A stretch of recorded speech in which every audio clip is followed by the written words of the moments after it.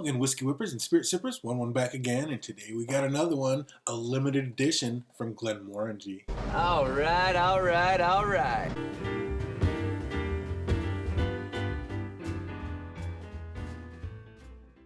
Oh, today we're going to be talking about their last special limited edition. This is their third A Tale of, and this one is the Tale of the Forest. They already had the Tale of Cake, and they had the Tale of Winter, and now we got the Tale of the Forest. So, limited edition. Not even sure I've had this one on the shelves for quite a while. So, if you see one of these out in the wild, we'll see if it's worth picking up. But yeah, it might be a little tough to get your hands on these. Haven't seen one of these in a minute. Like I said, I got this from Concierge. So yeah, I don't even know if this one ever really hit the shelves or how hard it was to get. But today we're going to find out what A Tale of Forest Glenmorangie is all about. Any Glen? Oh, this one is non-chill filtered, just like the other ones. It is 46% ABV, so 92 proof. So right there in the fun zone, just how we like it. Definitely a cool little box all the way around. Definitely did a lot with the artwork on that. But we don't care that much about the box. We want to know about the juice inside. Let's get it. Glenmorangie, Tale of Forest. Cool. Ooh, this one looks dark. I actually did hear one person talk about this one. Was it horror? I can't remember. The one guy and his son that do it. The older guy did it. Me and him seem to have very similar taste. I can't. Is it Horst Van something? Horst Van Lunen Van. I'm terrible. I don't know. But he seemed to not think it was too crazy, and we seem to have similar tastes. So that's one thing standing up for it. I was a little nervous about this one because I was reading about it and accidentally went into a couple of the taste, and it was talking about juniper berries and like coriander and some things that I'm not really that into. So it's going to be interesting on this one. For those of you that don't know, Glenmorangie is definitely one of my favorite distilleries. I've loved just about everything they've put out. Some of them have been some of my very favorites. And yeah, I'm excited for this one. I'm about 50-50 with the Tale of so far. I absolutely love their last one, the Tale of Winter, but wasn't a big fan of the Tale of Cake. A lot of people thought it tasted like pineapple, turnover, whatever. I didn't think it tasted like any of that. So yeah, I thought it tasted a little bit hot actually. So I'm excited to see if this one, which way this one bends. Is it going to be towards one of my favorites or one of my least favorites of the Glenmorangie? Let's break into this limited edition bad boy and see what's what. Oh, my nails broke off. See, it's hard to get this now.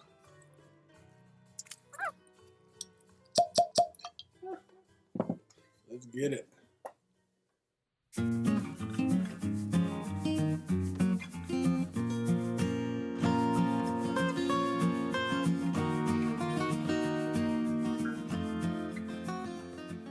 There's no age statement on this one, so we'll let it sit here and rest just a little bit out of the bottle, but definitely not going to wait too long to get into it. We've been waiting long enough. I mean, this thing has been on my shelf for months and months and months and months. It's been up there for a long time. Oh, wow. There's almost like a just very sedated, light, earthy tone. Almost, I mean, I dare say peated, but not the Band-Aid, not the real funky, not the burnt tires or anything like that. More like the ashes of a barbecue that just got done, like the smoldering coals of a barbecue that just got done, or kind of on a wet, damp, sandy beach. Yeah, kind of like the end of a barbecue down on the beach. That's what I'm getting out of this. Almost like a little bit of almost like the Oban Little Bay, kind of a touch in that direction. Just like the peated notes there, but not really, just enough to let you know it's there. Oh, that's gonna be, if it tastes too peated, I'm gonna be like, eh. And the juniper berry, I hate gin, so yeah, this is gonna be interesting. But the nose, I like the nose. It almost has like I said, that down on the beach, end of a barbecue. Almost a little bit of a leathery note. And there is this herbal concoction, but it's not off-putting. It's inviting. I like it. Wow. Maybe I like the smell of juniper berries, just don't like the taste of them. But hopefully I like the taste of this, because this smells amazing. Yeah, I do like that smell.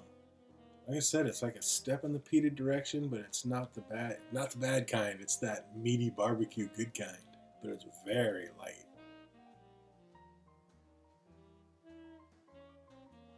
Yeah, wet sandy beach, eating barbecue on a wet sandy beach. That's exactly what I'm getting out of this. All right, let's see how it tastes. Slangeva. That's not bad at all. Boy, that leathery note I was talking about, it's really there on the taste. And it actually turns this and kind of twists it into a Glendronach 21 type taste. It's almost got a Parliament like type taste.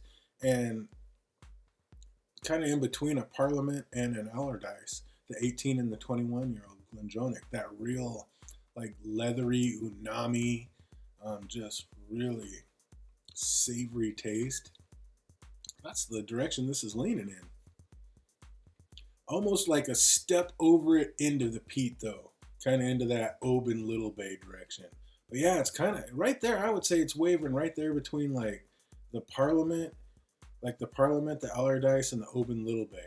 It's just that really umami, leathery, earthy tone taste, which is really nice. Like I said, the Allardyce and the Parliament, the Glendronach 18 and 21, two of my favorite whiskeys on the planet.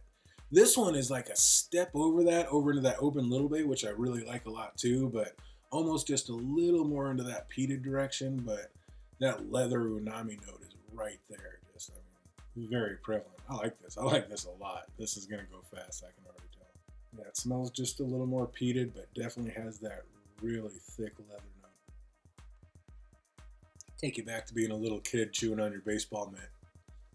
That kind of wet beach, or that wet leather, and then it still has those like beef earthy tone, or beach earthy tones. Yeah, I like this a lot. Like I said, it's a step over the Allardyce and the Parliament. Like, it is just a little more into the peated, but it is right in that ballpark. And then there's this sweetness on the end. Like, you lick your lips and there's just this molasses brown sugar sweetness. Boy, this is really nice. And that comes in way later, like that last little aftertaste, only instead of an aftertaste, it's just a last little like honey brown sugar molasses sweetness, little kiss at the end. This is nice. I like this. I'm not gonna lie, I was a little nervous about this. Like I said, I'm a 1-for-1 with the other two talos, and hearing that this was earthy and all sorts of stuff that I was just not into at all. Juniper berries and heather blossom and coriander and yeah, wisps of smoke and eucalyptus and yeah, just a bunch of stuff I did not know or think I was going to be a big fan of. You know, the bitter orange, pine, juniper, wisp of smoke. I mean, I didn't know if I was going to be a fan of all this. And I tell you what, the way he combined, Dr. Bill, well done. Because this is delicious. Ooh, that is nice. The longer it's open, the more aromatic it's getting. And just earthy, deep, dark earth tones, sand, water, like, yeah, the wet beach, like a little bit of a salt note, smoke note. Like I said, that end of a barbecue. Not super meaty, but like the end of like some of the drippings that drip down in the coals, and you're just kind of getting that aromatic smell. And then that leather note. Yeah, that is just nice. And it just hits. There's like a nice little nip right when it hits your lips. Goes right over. You get that blend of everything, the umami, the leather note, the sweetness, and then it just kind of just kicks in all cohesive and sweet, like a nice little brown sugar butterball mix. With, yeah, because there's that little, almost like a Cracker Jack note on the very back end of it, just a sweet brown, like a burnt butter brown sugar, like honey note. Yeah, this is real nice. Let's see what it does with a drop of water in it.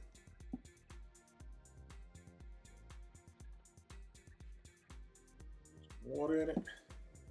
See if it crack opens even more flavors. It's going to be tough to do because this thing is nice just the way it is. Doesn't do much. I mean, it might highlight a little bit more of that peat note, but I just think that's the time and the air of it being open. Like it's kind of expanding by the moment. You know, every minute that it's open, it's like a little bit more air is getting on it, and it's definitely expanding. Yeah, more of a one note, like that peated notes, like one trick pony with the water in it instead of like noticing everything. Just like a little sweet barbecue peat, light sweet barbecue peat. Let's see how it tastes. Prost. Leather, honey, almost a bitter dark chocolate. Touch of that Glenmorangie like distillery note, that kind of oranges. There's almost like an orange flavor in a lot of their whiskeys. I mean, it's kind of in the back, but it's kind of in there as well. And yeah, just that barbecue smoke note. This is nice. I like this. I do recommend this. If you see this one out there in the wild, I highly suggest picking it up. I'll have to try to see if I have the receipt. I don't remember how much this one was, but this is nice. I'm going to guess it was right around 129. I'm not 100% sure, but I think that's what most of them have been. Up here in the Washington area, that and all the sweet taxes. We get to pay extra for everything, so that's always great. Oh, man, but speaking of great, let's see how this thing does over some ice.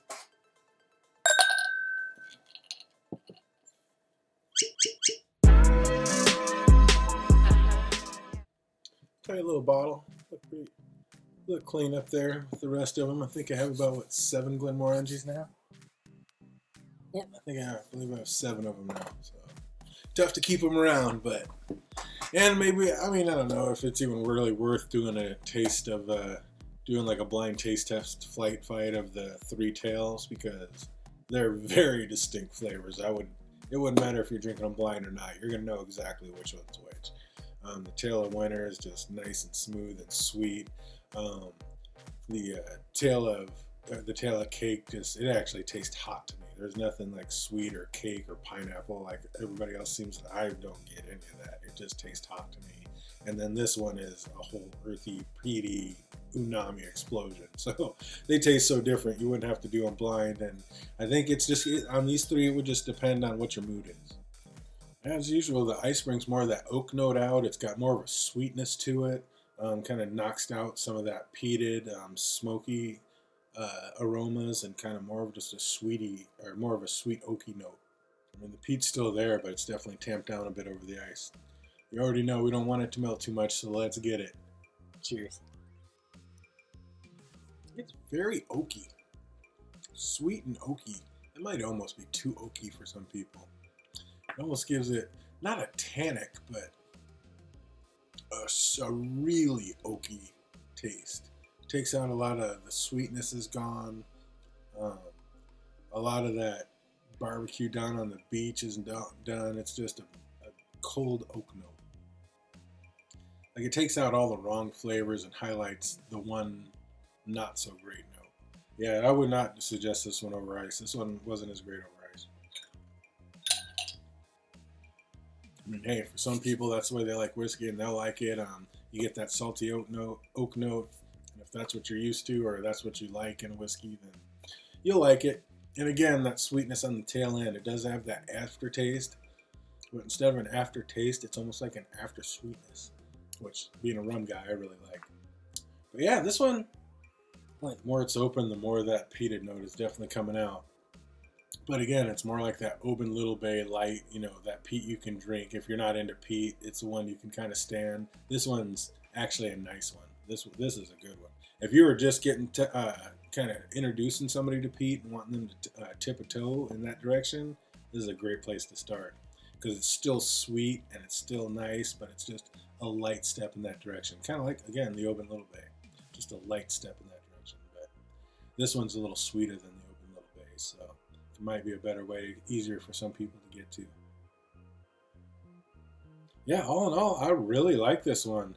Definitely give this scale out of 1 to 10 a good solid 8.7, maybe even an 8.8. Yeah, I really like this. Maybe an 8.8. Just because it does, I really like that extra sweetness on the tail end of it. It kind of failed over the ice. I mean, but I don't really ever drink whiskey over ice anyway, but that one really was not pleasant over ice for me. So yeah, all in all, can't believe it took me this long to get to it. I hope you guys can still find one if you see it out there in the wild, because it is definitely worth a pickup in my opinion. How much was it? Yeah, I was able to find it. So yep, it was not quite 129. It was 117.97, and of course with all our taxes, pumped it up to 144.98 out the door.